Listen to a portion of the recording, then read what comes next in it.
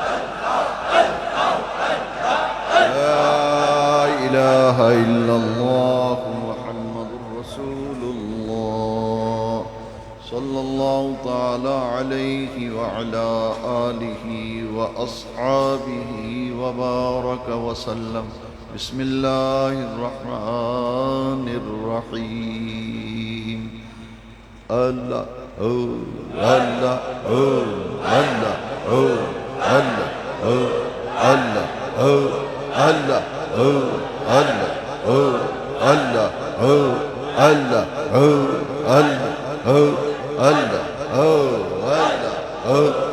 Allah, Allah, Allah, Allah,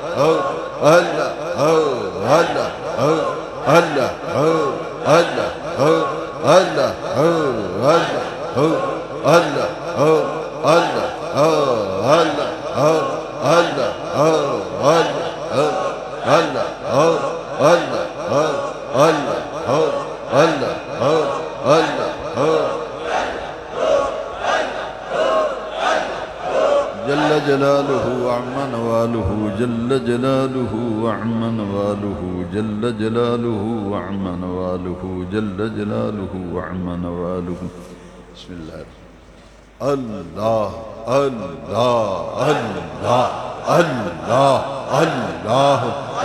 الله الله الله الله الله الله